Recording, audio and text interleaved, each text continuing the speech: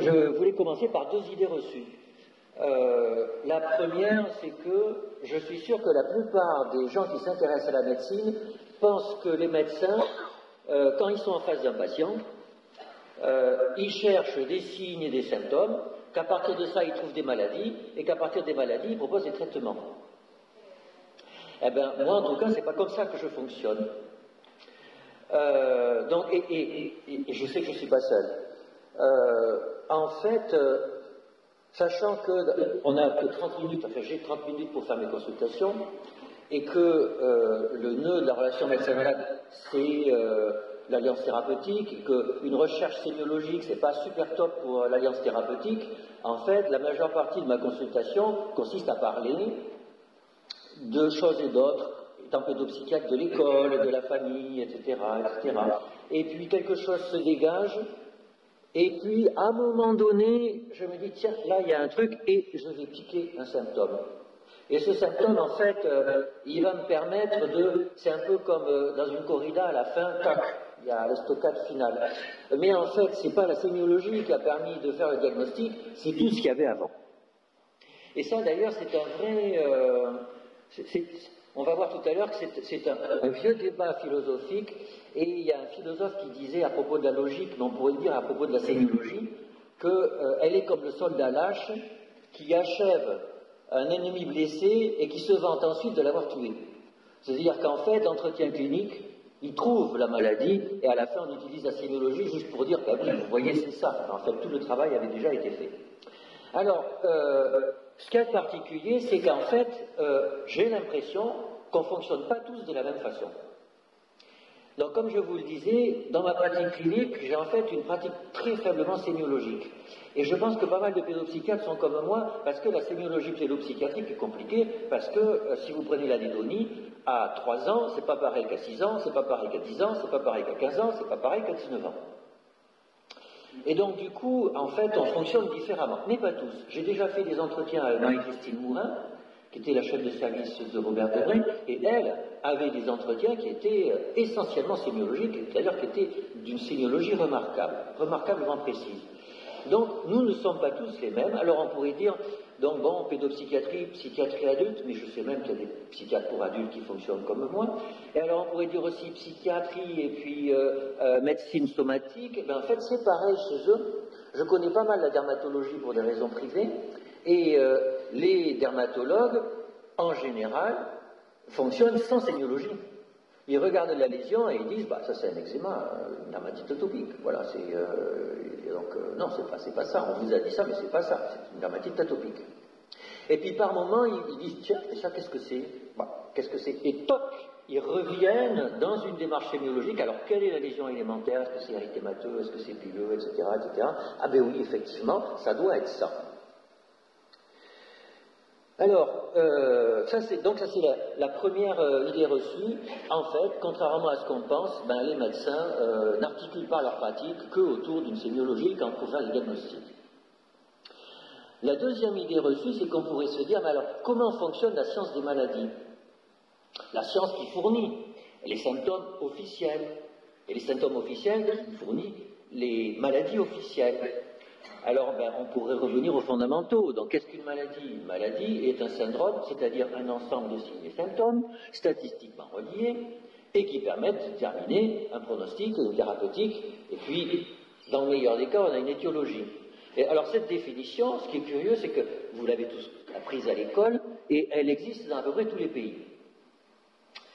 Eh bien, figurez-vous qu'en fait, les scientifiques, quand ils essaient de valider des maladies, ils ne font pas comme ça, alors qu'ils pourraient le faire. Et je n'ai jamais vraiment compris pourquoi c'était comme ça. Donc, on pourrait très bien, d'ailleurs, on l'a fait, et d'ailleurs, ce que Steve a montré est un peu dans cette direction, on pourrait chercher des syndromes objectifs, c'est-à-dire recueillir des symptômes, et puis essayer de faire des analyses en cluster de symptômes. Comme ça, on aurait des syndromes qui viendraient de l'observation et pas de l'œil des médecins. Donc, ça serait des syndromes objectifs, quelque part. Et puis, comme ça, on aurait des vraies maladies. Eh bien, figurez-vous que quand les collègues, en particulier américains, ont voulu valider les entités nosographiques du DSM, c'est pas comme ça qu'ils ont fait. Ils n'ont pas essayé de trouver des clusters de symptômes, ils ont essayé de trouver des clusters de sujets. Et notamment, c'est en faisant ça qu'on a montré que, vous savez, avant, il y avait l'usage, l'abus, la dépendance, et puis que maintenant, on ne parle plus de ça, c'est un continuum. Ils ont fait des analyses en classe latente pour essayer de voir s'il y avait des groupes homogènes de sujets en rapport avec leur consommation alcoolique. Et la réponse a été non. Donc, du coup, on a tout réuni au sein d'une seule dimension. Mais ce n'est pas du tout par une approche syndromique qu'on a fait ça. Alors, vous pourriez me dire, mais en fait, c'est la même chose, chercher les syndromes, c'est-à-dire des clusters de symptômes, ou chercher des clusters de sujets, c'est la même chose. Mais non, pas du tout. C'est pas la même chose. On pourrait imaginer, tout à l'heure, on a vu dépression et anxiété généralisée. Ce sont deux syndromes qui sont différents. D'ailleurs, c'est ce que montraient les graphiques. Mais on pourrait très bien imaginer qu'en fait, il y ait des sujets qui soient en continuum de l'un à l'autre et on aurait un seul groupe homogène de sujets avec des syndromes différents. Et de la même façon, on pourrait prendre un syndrome dépressif et imaginer qu'il y a des clusters d'homogénéité en termes de gravité, où on aurait des dépressions légères à modérées et puis des dépressions sévères, mélancoliques. Et que ça serait deux groupes homogènes de sujets, alors que les syndromes seraient les mêmes. Alors on peut d'ailleurs simuler des jeux de données avec un cluster de syndromes, un cluster de symptômes et des groupes homogènes de sujets différents et faire le contraire. Donc chercher des groupes homogènes de sujets et chercher des groupes homogènes de symptômes, ça n'est pas la même chose. Donc on peut se demander pourquoi on fait ça pour valider le DSM, c'est-à-dire on prend une position méthodologique contraire à la définition de ce qu'est une maladie à partir de symptômes. Pourquoi ça? Alors, il y a des explications triviales, c'est que l'analyse en classe latente, c'est bien plus sophistiqué que l'analyse factorielle, qui est un truc qui date d'un siècle, et donc on publie mieux quand on utilise une méthode statistique sophistiquée. Ça doit expliquer un tiers de ce qu'on voit, mais ça ne suffit pas. En fait, figurez-vous qu'il y a vraisemblablement une arrière-pensée qui est que chercher des groupes homogènes de sujets, eh ben, c'est typiquement une pensée santé publique et une pensée médico-économique. Vous savez que le MSI et tout ça, on paye l'hôpital en fonction des groupements homogènes de malades, qui sont faits comment? À partir de clusters de sujets, pas de clusters de symptômes.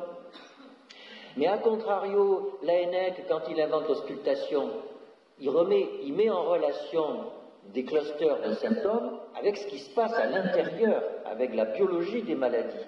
Donc la pensée syndromique, elle est plus proche de la pensée anatomoclinique, de la pensée de la recherche biomédicale. Et donc peut-être qu'en fonction de la pensée sous-jacente que vous avez, vous allez utiliser des méthodes statistiques différentes pour définir les maladies. Mais ça serait mieux de le dire. Donc ça, c'était les deux idées reçues. Alors on va dire, so what? Finalement, au XXIe siècle, puisque c'est la question. Alors, on en est où? D'abord, moi je crois qu'il faudrait le dire. Il faudrait dire que l'accès à la connaissance, depuis toujours, il paraît qu'il est tributaire de deux façons différentes de fonctionner. Une qui serait, d'ailleurs, relative à l'intuition, et l'autre qui serait relative à la raison, au raisonnement. Alors, d'ailleurs, on peut décliner ça sous plein d'aspects. Intuition, étymologiquement, ça vient de voir. Et puis, raison, logos, logique, ça vient de parler. Vous voyez, et puis, Pascal, il y avait l'esprit de finesse et l'esprit de géométrie. Hein. Une façon de parler des choses et de les toucher à partir de métaphores, d'expressions imagées. Et puis, une façon d'aborder les choses à partir de concepts qui sont clairement exprimés. Et puis, vous savez, il y a même Kahneman, le prix Nobel d'économie, qui a fait tout son business sur un accès rapide à la connaissance et un accès fluent. Vous voyez, on retrouve ça depuis des siècles, et avec une tension entre les deux. Hein. Les Grecs, ils disaient, l'intuition initie, dirige et valide le discours. Mais le discours, il fait la chair de la chaîne de raisonnement. Voilà, alors, et puis, chacun aurait ses préférences. Donc il y aurait des humains qui sont plutôt intuitifs, des humains qui sont plutôt du côté de la raison, et donc il y aurait des cliniciens plutôt qui ont une pratique clinique proche de l'intuition clinique, un peu comme moi, et puis des cliniciens qui préfèrent faire de la sémiologie. Voilà, et pourquoi pas? Alors on pourrait faire des études, savoir qu'est-ce qui marche le mieux. On pourrait voir quelles sont les caractéristiques des médecins en fonction de leur formation, qui sont plutôt avec une approche intuitive et d'autres qui sont plutôt avec une approche sémiologique, etc. Quel est le rapport avec l'évidence-based medicine, etc., etc. Donc ça, c'est le premier point. Il faudrait dire, et en particulier quand on enseigne la médecine à nos jeunes collègues, on ne dit jamais ça. On dit, ah oui, il y a l'intuition clinique, mais ça, vous savez, bon, c'est un peu le côté obscur de la médecine. Sauf que c'est en pratique un peu ce qu'on fait tous les jours. Donc, si c'est un côté obscur qu'on utilise tous les jours, autant en être lucide. Alors, deuxième point, so what? So what? Ben, il y a des questions qui se posent aujourd'hui à propos de la sémiologie. Une question complètement d'actualité, c'est est-ce que la sémiologie doit être indépendante d'un champ théorique sous-jacent? Est-ce que la sémiologie doit être indépendante de la biologie et des neurosciences? Et là, vous voyez à quoi je fais allusion, aux RDoC, qui sont une classification américaine, où en fait on trempe la sémiologie dans une pensée neurobiologique et neuroscientifique. Et puis, vous devez savoir aussi qu'il y a 1 ou 2 ans, en France, est née la classification française des troubles mentaux de l'adulte. Donc c'est une classification originale des troubles mentaux et qui repose sur un champ théorique plus psychanalytique. Avec d'ailleurs, de façon assez surprenante pour les collègues étrangers, pour le dire très vite, 3 grands types de pathologies mentales, les névroses, les psychoses et les états limites. Quand on dit ça dans les congrès internationaux, ça défrise. Alors que classiquement, la sémiologie est indépendante d'un champ théorique sous-jacent. D'ailleurs, c'était même revendiqué dans le DSM. Eh bien, je crois qu'il était nécessaire, à une certaine époque, de s'émanciper des champs théoriques. Et donc, je pense que le DSM a été quelque chose de fort et d'important quand il s'est construit sur cette position. Mais je crois qu'aujourd'hui, on est arrivé à un tournant et que ça ne suffit plus. Pourquoi? Parce que quand on inclut la sémiologie dans un champ théorique, ça lui donne de l'épaisseur. Ça lui donne de l'épaisseur, ça permet de faire des liens entre les différentes pathologies, entre les différents symptômes, voire avec des thérapeutiques. Et ça, c'est une évidence dans notre vie de tous les jours. Quand vous avez une pensée sémiologique en lien avec des représentations biologiques, c'est susceptible d'aider les prescriptions médicamenteuses. Quand vous avez une pensée sémiologique en lien avec une pensée psychodynamique, par exemple en pédopsychiatrie, eh bien, on se rend compte immédiatement que la façon de faire l'entretien est différente et cet entretien devient psychothérapeutique de facto. Donc oui, je crois qu'aujourd'hui, nous sommes mûrs pour inclure la sémiologie dans un champ théorique, mais bien sûr, il ne faut pas qu'il n'y ait qu'un seul champ théorique qui est l'exclusif de la sémiologie. Il faut de la diversité dans la théorisation de la sémiologie. Alors, deuxième point, qui est peut-être plus surprenant, c'est est-ce que la sémiologie doit être indépendante de certaines attentes sociétales? Alors là, vous allez dire, mais ça n'a aucun sens. La sémiologie nous appartient. C'est nous qui voyons les patients, et donc c'est nous qui déterminons la sémiologie. Ben non. Alors déjà, le DSM est un exemple de ça. Le DSM a été construit dans l'idée de faire de la recherche, et la recherche, c'est pas la clinique. Et pour faire de la recherche, on avait besoin de symptômes reproductibles. Pour que les diagnostics soient reproductibles, pour pouvoir faire de la science. C'est complètement logique. Et du fait d'une nécessité sociétale, c'est-à-dire faire de la recherche, eh bien ça a transformé la sémiologie. Notre sémiologie a été transformée du fait d'une injonction sociétale. Alors, on a vécu avec ça, d'accord, mais on est en train peut-être d'en voir d'autres.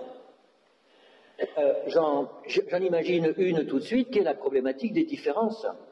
C'est que vous savez aujourd'hui qu'il y a dans le champ de l'autisme, de l'hyperactivité avec déficit de l'attention, le fait que ce ne sont plus des maladies, etc.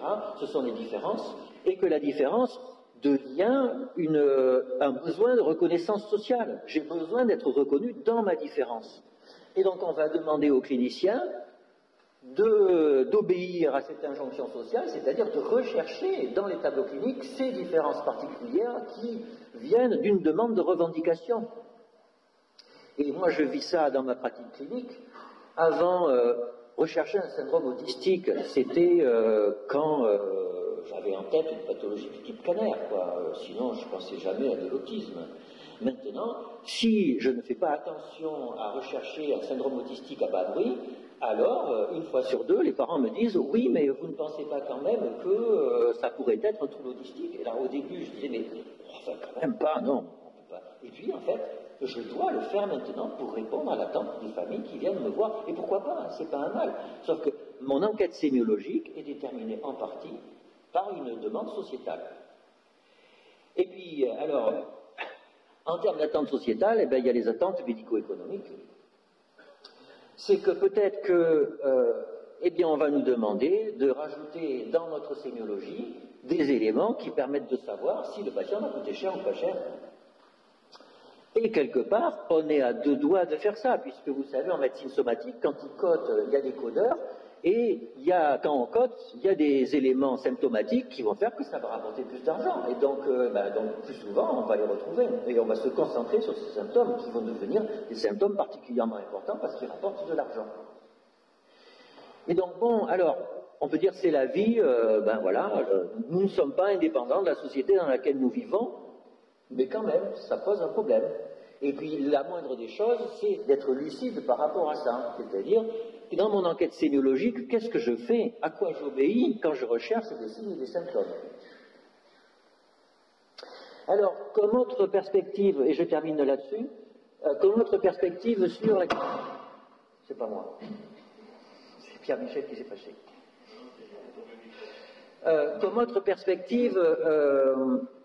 je trouve, et on la voit qui ressort régulièrement, donc Pierre Pichot en avait parlé il y a une quarantaine d'années, et puis il y a des articles de l'American Journal of Psychiatry qui ramènent ça régulièrement. C'est plutôt que d'essayer de trouver des syndromes ou des groupes homogènes de patients, on pourrait essayer de trouver des patients prototypiques. Et c'est une façon, je trouve, très intéressante pour la réflexion clinique de se poser la question, mais finalement, que sont les maladies? Les maladies, ce n'est pas des syndromes, alors on se rapproche de groupes homogènes de patients, c'est-à-dire il y aurait des groupes homogènes de patients, et puis à l'intérieur de ces groupes, il y aurait des prototypes de patients, et pour communiquer entre nous, pour apprendre la psychiatrie, plutôt que d'apprendre des listes de symptômes, on pourrait parler de patients prototypiques. Et donc, pour terminer, je vais juste vous lire quelque chose que vous devez connaître, qui est la description de la mélancolie par Hippocrate. Et on va voir, est-ce que c'est de la sémiologie, est-ce que c'est pas de la sémiologie, puisqu'il était bien avant le topo historique que Steve nous a proposé. Alors voilà ce que Hippocrate dit de la mélancolie. Souci, maladie difficile. Le malade semble avoir dans les viscères comme une épine qui le pique. L'anxiété le tourmente. Il fuit la lumière et les hommes. Il aime les ténèbres. Il est en proie à la crainte. La cloison phrénique fait saillir à l'extérieur. On lui fait mal quand on le touche. Il a peur. Il a des visions effrayantes, des songes affreux. Et parfois, il voit des morts. La maladie attaque d'ordinaire au printemps. Ce que je trouve admirable, c'est qu'en 2500 ans, ça n'a pas tant changé que ça. Ça n'a pas tant changé que ça. Donc quand même, quand on parle des maladies psychiatriques comme construction, certes, mais bon, elles ont tenu 2500 ans, donc c'est pas si mal que ça. Et puis en plus, on ne peut pas dire que ce soit de la sémiologie. On ne peut pas dire que ça soit de la sémiologie, parce que ce ne sont pas des entités sémantiques élémentaires et facilement discernables. C'est le récit d'un patient prototypique, avec beaucoup de chair, c'est la condensation d'une expérience longue qu'un clinicien a de cette pathologie et qui nous transmet. Et je pense que ça peut nous servir à penser à notre pratique. Je vous remercie pour votre attention.